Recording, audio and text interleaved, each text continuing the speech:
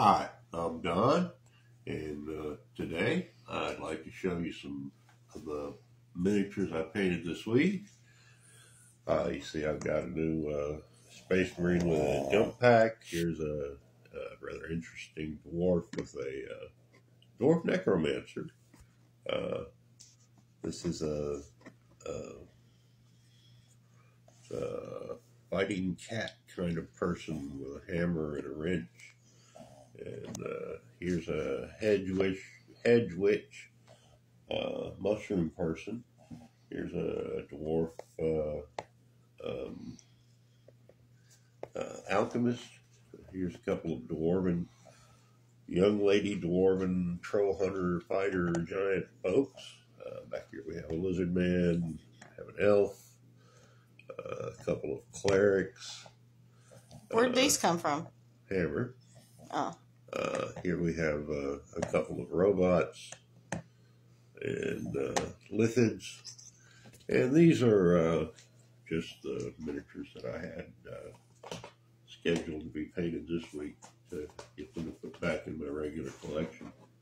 Now, the collection we're going to be looking at today is my U.S. Army collection. Now, a long time ago, I got into role-playing game miniatures through wargaming miniatures. I always wanted to play the World War II games, but it was almost impossible to find 25 millimeter scale soldiers for war games, other than ancient Persians and ancient Egyptians and ancient this and ancient that. More modern games, more modern wars like World War II, just were not covered. So I slowly slid into D&D just out of having trouble finding people to play with and miniatures and that type of thing.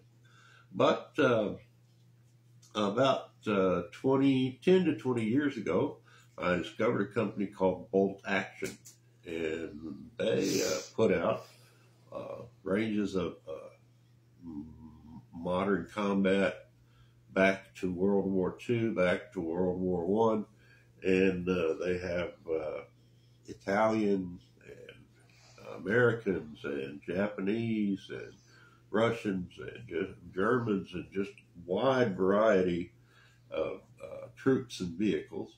And they also put out Bolt Action 44 or Bolt Action 46, which is a kind of a steampunk future weapons monster men super soldier variant of it. And I'll show you those two together. Over here, we'll start them off. You can see this is my rocket troopers, and this is a cavalry troop or platoon. You see they've got their rocket packs on the back. They've got their jet packs on their back, and they have the fin for their helmet, and they all carry Thompson submachine guns and pistols.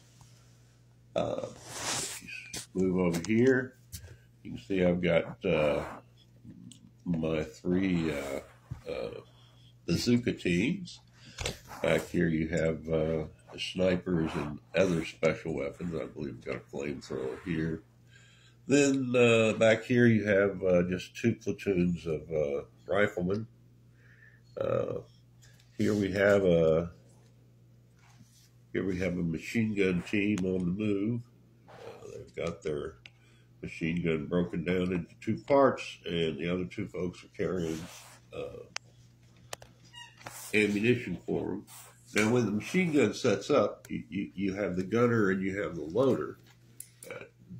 But you also have the two other fellas, and they have regular rifles or submachine guns, so that if anyone comes on flanking maneuvers or gets in too close, they can take them out before they're danger to the platoon. Now over here, we have my tank groups. As you can see here, we have the largest of the tanks. That's the T-24 or T-90, I believe. And that was a tank that the Americans built to take on the Siegfried Line in Germany, or to fight the Maus with. And they actually have one of these at Fort Knox, and my friends and I drove up there one weekend and actually got a bunch of pictures with us hanging off of it. Back here we have a Pershing tank, the T-26, ready to go into combat against the Germans and take on a Tiger tank. This is the Ming cartoon version of the Pershing tank, which just love those Ming cartoon tanks. Over here, I have Army commanders. We have